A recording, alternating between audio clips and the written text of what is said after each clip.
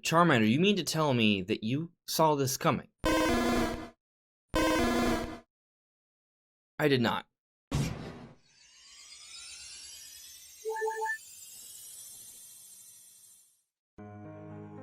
Welcome everyone, this is On His Restart, and this time we're talking about Minecraft Steve coming to Super Smash Bros. Ultimate. I think this was pretty crazy. I did not see this coming. We've talked about like a third-party character coming. It did feel like we would at least have to get a couple more for this Fighter's Pass, and maybe they would have to be big ones to really send out some waves, but this one is sending out way more waves than I thought, and that's because they are using a character that is from the best-selling franchise ever.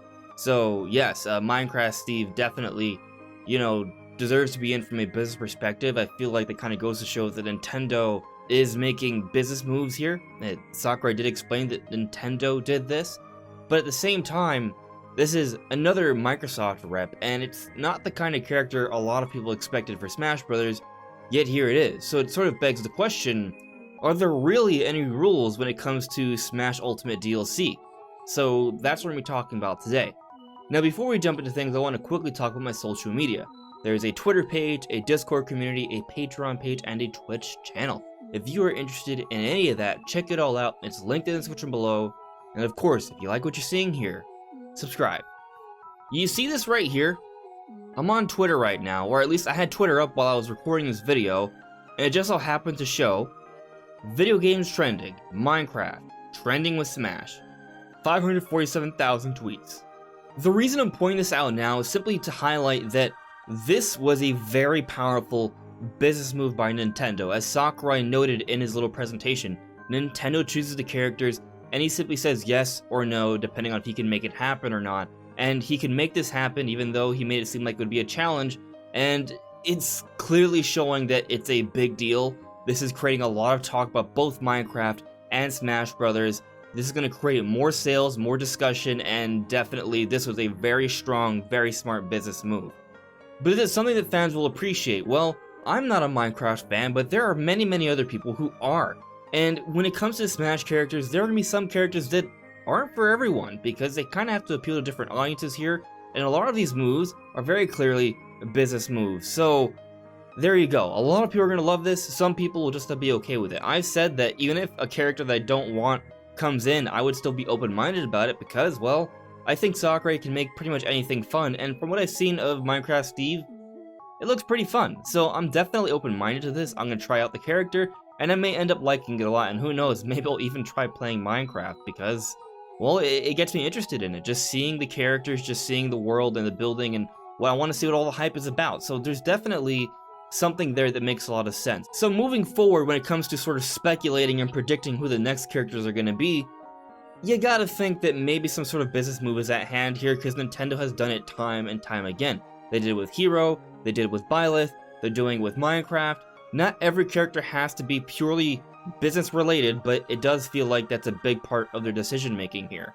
But the point of this video is to question whether there are any hard rules when it comes to Smash DLC.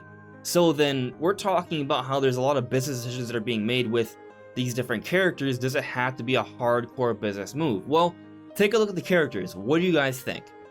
Joker, Hero, Banjo and Kazooie, Terry, Byleth, Min Min, and now Minecraft.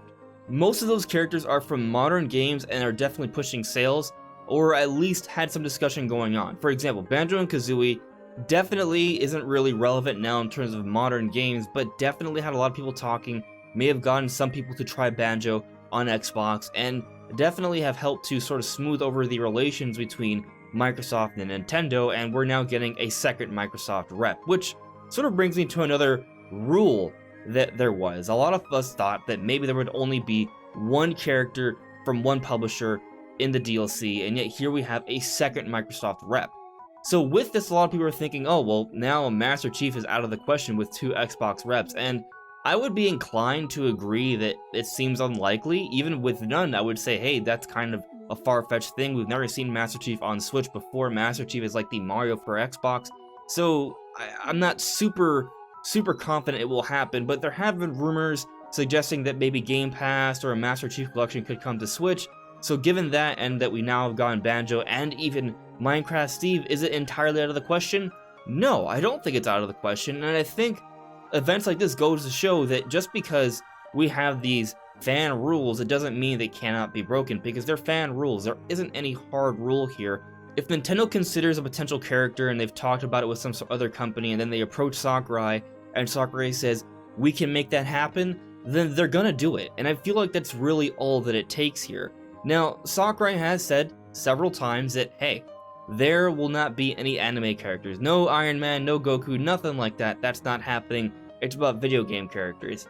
So I think for the time being, that's a rule that we should maybe expect, but sometime in the future, it may not be now, maybe 10 years from now, maybe 20 years from now, in some sort of future Smash game, I feel like that rule will be broken, because, well, it feels like that rules are meant to be broken, especially when it comes to Smash Brothers. Let's go back a few years with Smash for Wii U and 3DS. There was a lot of discussion about Ridley, and Sakurai told us that Ridley was too big. And yet, with the next Smash game, Smash Ultimate, Ridley was not too big. Ridley is a character in the game, and there you go. A lot of people thought Banjo and Kazooie and Terry Bogard would never happen because they weren't relevant enough, yet they were part of Fire Pass Volume 1. Then take a look at Min Min. Min Min is a spirit in Smash Brothers, and a lot of people were fighting to the death on the internet that spirits just simply could not make it into the Smash DLC, yet we have Min Min. So I think the real point here is that while Nintendo is gonna definitely make some decisions here that are business related, that doesn't mean a character can't happen. If the character may end up being a character that seems irrelevant, for example, like Geno, or the character may seem too crazy or too lofty or too far away from Nintendo to make it happen, but also might happen someday, like Master Chief. Does that mean we can't use some logical deduction here and reason and maybe think that that might not be super likely? For example, Sora from Kingdom Hearts is something that could happen, and I wouldn't say is out of the question, but considering all the licensing complications here, if Sora were to come to Smash Brothers, that would be because Nintendo worked really hard to make a deal happen for this to actually become a reality. So, while it's possible, there will be difficulty there, and I feel like that's why Sakurai always talks about the difficulty and the challenge of bringing in these characters, because from us, yeah, it seems easy because they made the character, we didn't go through the work, we didn't see all the issues that were there, but there are challenges, which is why Sakurai talks about them.